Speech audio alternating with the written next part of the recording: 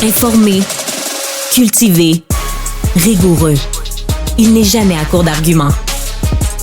Savoir et comprendre. Alexandre Morin-Villouellette.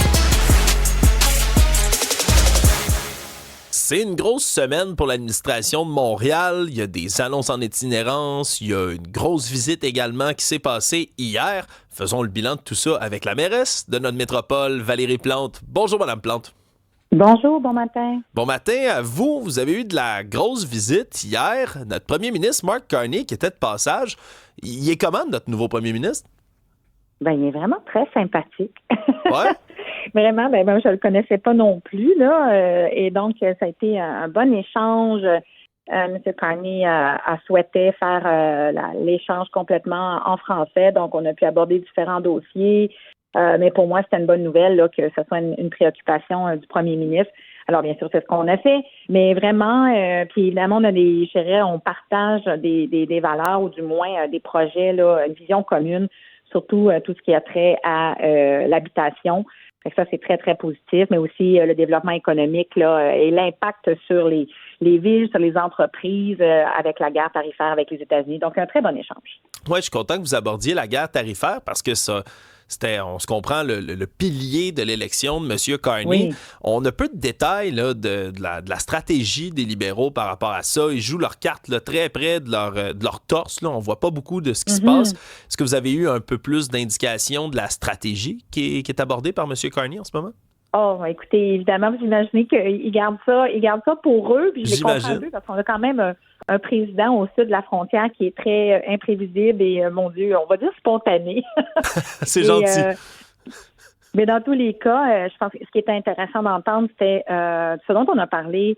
Moi, j'ai parlé des programmes qu'on a mis en place, la Ville de Montréal, pour soutenir nos entreprises locales qui, justement, sont presque, dépendent vraiment de l'import-export avec les États-Unis, notre volonté de diversifier les marchés avec les entreprises montréalaises.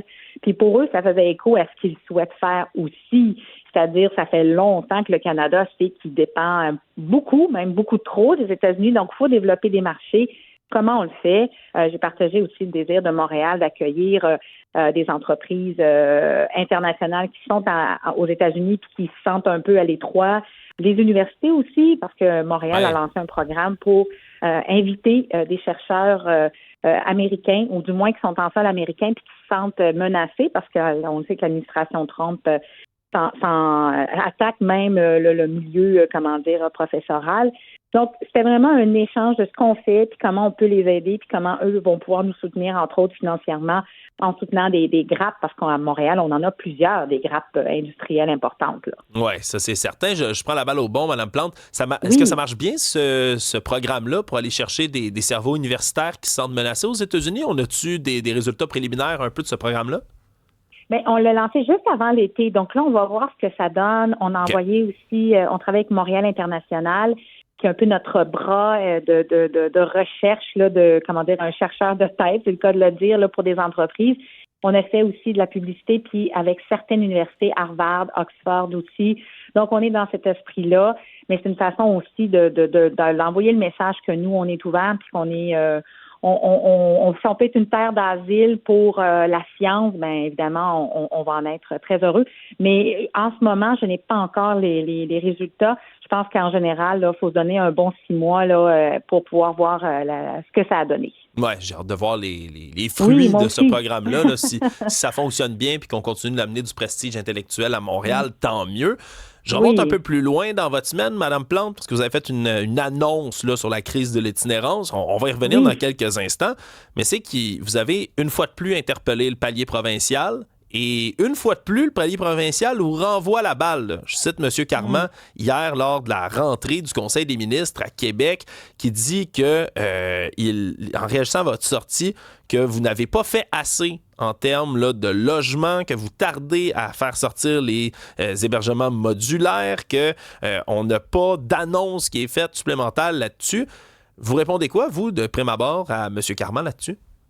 Bon, écoutez, ça ne me touche pas parce que la Ville de Montréal, ça fait des années qu'on sort de notre champ de compétences, qu'on utilise même, qu'on met dans nos budgets des sommes. Donc, c'est assez particulier parce qu'on demande quand même aux Montréalais de payer 2 fois pour la question de l'itinérance, là. Parce que tous les Québécois, on paye pour la santé et les services sociaux qui impliquent l'itinérance. Et nous, quand on fait, par exemple, on ouvre un refuge d'urgence comme on l'a fait l'année dernière, quand on fait du modulaire, quand on réfléchit à vraiment toute la question de la cohabitation sociale qu'on crée EMIS, ben, nécessairement, c'est aussi de l'argent des taxes des Montréalais.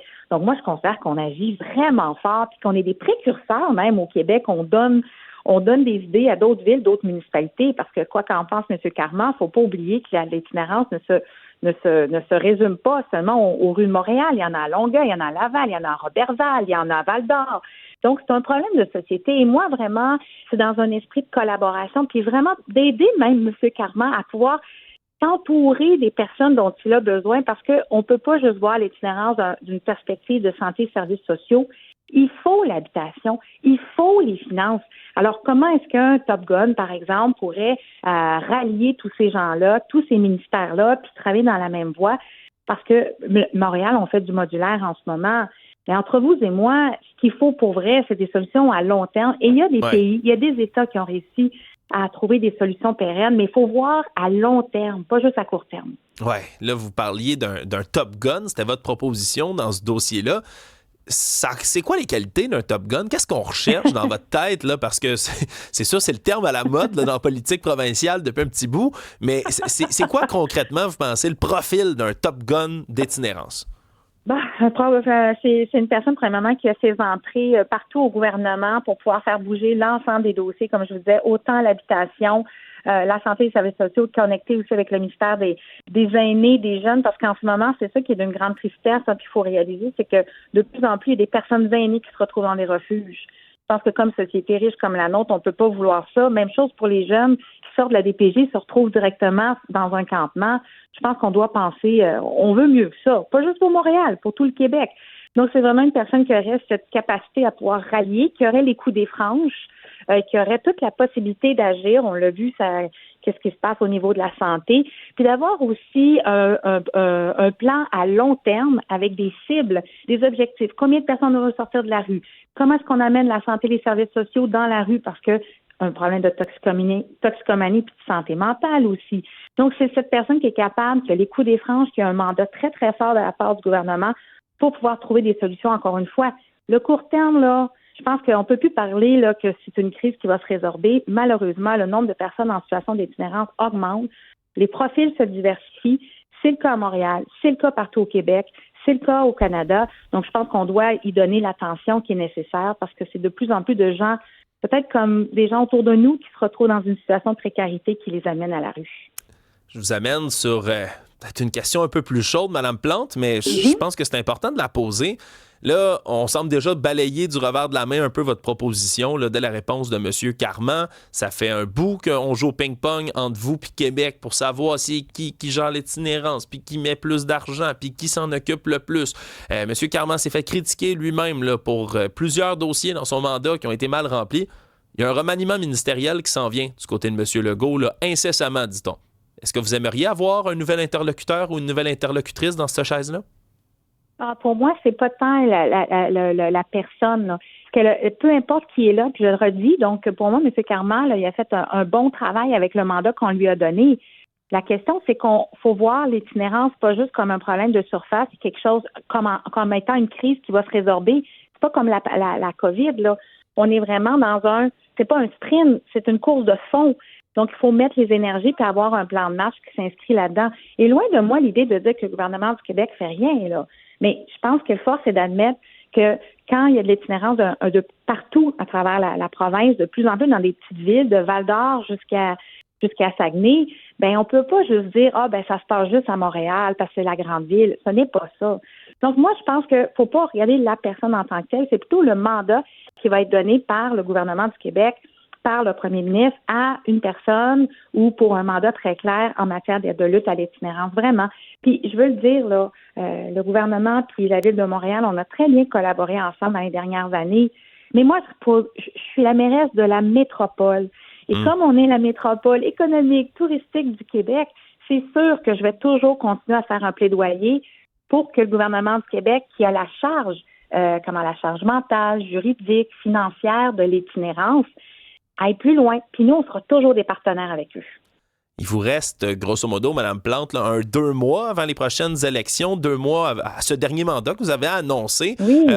On priorise quoi pour le petit marathon, le petit sprint, plutôt de 2 mois qui reste? Écoutez, j'avais déjà fait une liste un peu, là, ma bucket list en janvier dernier, puis pas mal tout est coché. OK. Donc, je pense que ce qui va me rester à faire avec mon énergie, surtout qu'on a un nouveau gouvernement fédéral, donc de rencontrer M. Carney, c'était très significatif qu'il choisisse Montréal comme étant la première ville, la première mairesse qu'il vient rencontrer, sa première visite municipale, si je peux dire, à travers le pays. Donc, l'habitation va continuer d'être une grande priorité parce que tout dépend un peu de ça, là. On voit le prix des maisons qui explose, on voit de l'itinérance qui augmente, on voit de la précarité. Donc, on doit une société qui est capable de loger son monde. Je pense qu'on lui assure le minimum pour qu'après ça, elle peut s'épanouir. Donc, c'est sûr que mon énergie va continuer dans ce sens-là. J'ai hâte au remaniement. En fait, je regarde d'un œil intéressé, bien sûr, le remaniement au provincial. Mm-hmm. Puis là aussi, que ce soit avec Mme Duranceau, avec qui j'ai très bien travaillé, M. Carman, d'autres personnes, peu importe qui est là, moi, je serai au rendez-vous pour trouver des solutions innovantes. C'est complexe, c'est pas facile, mais on peut y arriver si tout le monde travaille ensemble. Et l'après, Mme Plante, on a-tu commencé à penser à ce qu'on va faire après? Un petit jardin, un petit voyage? Ou est-ce que vous allez rester dans la politique quelque part? Moi, je suis curieux de voir ce que vous allez faire après. Ben oui, il y a beaucoup. Vous n'êtes pas le premier à me le demander. Puis honnêtement, mon premier objectif là, après les élections, c'est vraiment de me reposer, prendre du recul, digérer toutes ces 12 années en politique finalement. Probablement prendre un peu de temps aussi là, pour voyager, pour pouvoir voir du pays, mais surtout aussi pour laisser beaucoup de latitude puis de l'espace à la nouvelle administration qui va être en place là. Je pense que la dernière chose qui m'intéresse, c'est de devenir une gérante d'estrade. Alors, j'ai subi ça souvent, fait que je vais me retrouver. Je ne veux pas me retrouver dans ce siège. Bon, tenez-vous-le pour dit à la maison. Valérie Plante ne sera pas une belle-mère de la politique municipale à Montréal. Faut dire gérante d'estrade, parce que si on dit belle-mère, là, c'est plus genré, on devrait c'est péjoratif. Beau-père, mais ouais. Gérante d'estrade. Bon, on va essayer de changer ce terme-là, parce que vous avez raison, belle-mère, on le dit tout le temps en politique québécoise, comme le terme des anciens qui s'accrochent d'un corridor puis qui lèvent pas les pattes. Oui. Tenez-vous là pour dire tout le monde. On a plein de belles-mères fabuleuses autour de nous, là. Bon, on a plein de belles-mères fabuleuses, mais on veut pas une gérante d'estrade une fois que Mme Plante va être retirée de la politique. Un gros merci pour votre temps ce matin, Valérie Plante, mairesse de Montréal. À la prochaine. Bonne journée à vous.